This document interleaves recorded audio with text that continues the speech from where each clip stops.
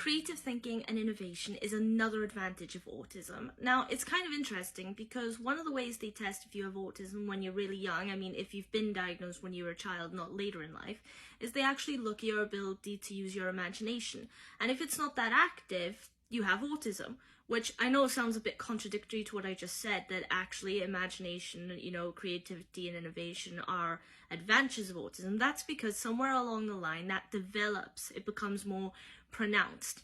Now, this is the thing. Autism is a neurodevelopmental condition, okay? So basically all that means is that your brain works differently to what a neurotypical person's brain works. Because of that, there are lots of difficulties and issues, as I've said in many videos. But in reference to being creative and innovative, it also allows people with autism to be exactly that. A lot of the time, largely because they don't feel constrained by social norms or conventional thinking. So they have better ability to think outside the box or have more unique perspectives or come up with original ideas for things. And again, it's like, as I was growing up, I always felt like I was strange. I always felt like I was out of place. Like I was always doing something or saying something that for some reason wasn't considered normal. But at the same time, I didn't understand what people meant by normal. Because if you were to take yourself out of your home environment, out of your hometown or your city or country, and go somewhere else, a couple miles in any direction, you're going to be the person who's the odd one out. Either because you look different, or perhaps you have different ideas of how people should carry themselves, or you just don't know the common slang. And instantly, you're the outsider. So because of that, I never understood what was actually meant by normal, considering it seemed to change from place to place what was normal. So to me, there was no normal. And it's because of thought process like that people with autism are, as I said, creative and innovative. It's kind of like when you're a kid and you do have imagination. Even if you don't have imagination, some kids with autism do. It's kind of depends. There's lots of variants. Again, it's a spectrum, so it's not everyone is the same. But if you're a kid, whether you have great imagination or not, and you have autism, a lot of the time you get drawn to things like fancy, things that are a bit fantastical, a bit out there, a bit breaking what is normal or typical. For instance, when I was a kid, I didn't like the soap operas or the reality TV shows that were on TV because, well, they were real.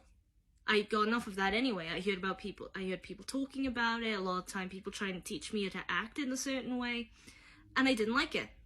But when it came to things like Lord of the Rings, Star Wars, or cartoons, even Tom and Jerry, and later when I got into anime and all sorts of other things, games, all that just interested me so much more because it was already way out there, and a lot of the time it would spark unique ideas. Right now I'm writing books based on some of those unique ideas. But it's kind of like when you have that imagination as a kid, you don't let it go. When you grow up, it's still there. The difference is now that you're an adult, if you decide to use it or lean into it, you can almost make those fantasies a reality.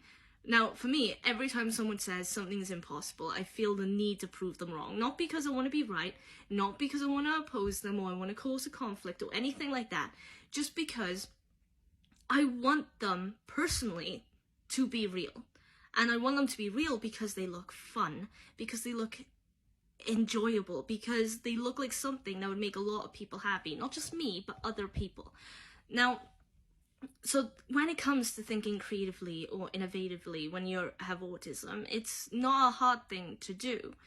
At the same time, though, there is the side of autism where you might be a really straightforward, conventional thinker and be great with things like numbers and such. But even then, your innovative ability is there because if you're a scientist, you'll start thinking differently to how everybody else has thought. Perhaps while everyone else is trying to stay safe within the box, you're thinking outside the box and going, hang on, okay, we know all this detail, but why aren't we asking these questions? And it's that kind of thinking. It's really unique, it's really interesting, and honestly I think it's one of the best advantages of autism if you're able to lean into it. So you have loads of examples actually of people with autism who go on to do big great things with their lives, so long as they have the support to get there, so long as they hit the right track, because they're innovative and because they're creative, they were able to do that. And I just think that that's a big thing. It also helps with things like peer pressure because of conventional thinking, because of social norms.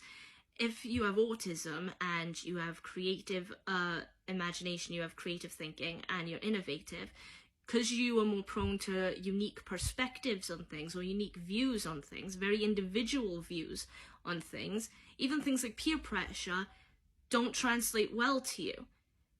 Peer pressure is not the same as feeling like you're out of place.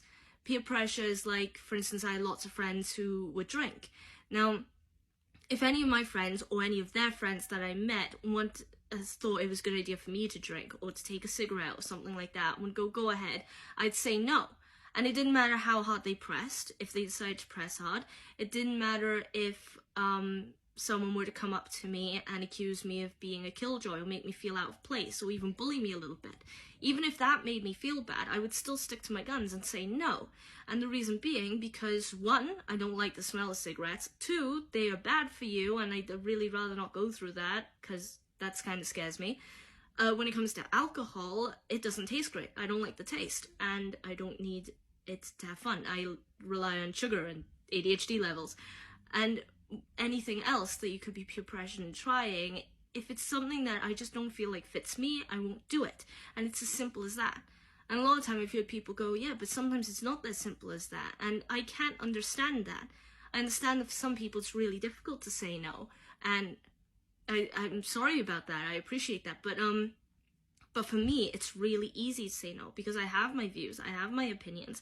They may shift depending what I learn the next day, but they are still more or less the same because I like to think in a broader sense.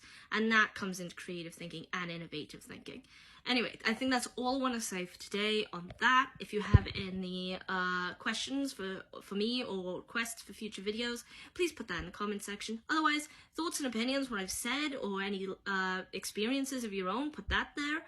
If you liked the video, of course, leave a like and follow me on TikTok if you're interested. And besides that, subscribe to the YouTube channel, also if you're interested, or repost the video, or both. Because, like I've said before, it doesn't just help with raising awareness, which I feel like in today's age is very important, but also it helps me stay motivated to keep doing these videos. Aside from that, I hope you have a great day, and maybe I'll see you in the next one. Till then, bye.